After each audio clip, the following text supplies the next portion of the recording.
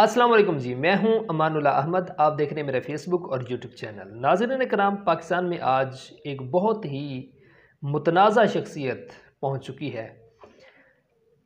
علماء کی طرف سے بہت احتجاج کیا گیا، ویڈیو کی صورت میں پیغامات بھیجے گئے گورنمنٹ کو کہ اس متنازع شخص کو روکا جائے، پاکستان میں آنے سے روکا جائے۔ اس پر پاکستان میں اس کے اوپر پابندی لگائی جائے، اس کے بیانات کے اوپر بھی پابندی لگائی جائے، لیکن حکومت نے بالکل بھی بات نہیں سنی اور اس متنازع شخص کو بلا دیا۔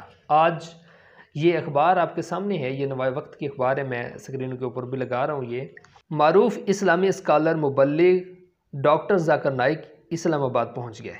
وزیر اعظم یوتھ پروگرام کی چیئرمین رانا مشہود اور ایڈیشنل سیکریٹری وزارت مذہبی امور عطاء الرحمان نے ان کا استقبال کیا۔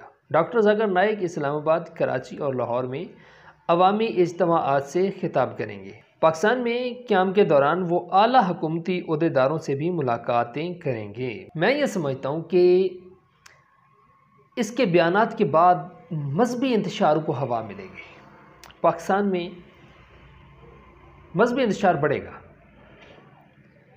سٹیجوں سے یہ جو ہے آوازیں اٹھیں گی۔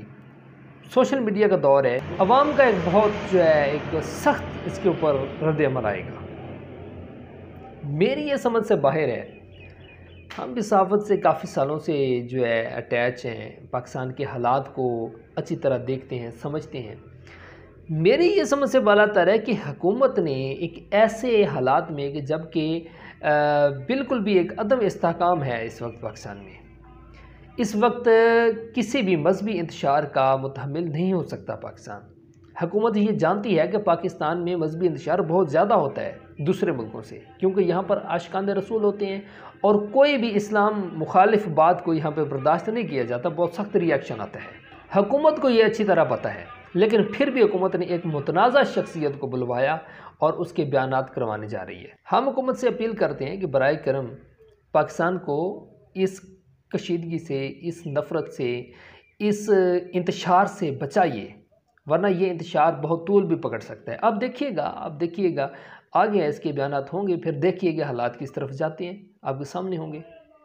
ناظرین کرام، اللہ پاک پاکستان کی حفاظت فرمائے، اللہ پاک اس خطرناک ترین انتشار سے بچائے جو کہ ہونے جا رہا ہے۔ اللہ پاک ہم سب کو اپنی حفظ و امان میں رکھے، آمین ثم آمین۔ پاکستان زندہ باد۔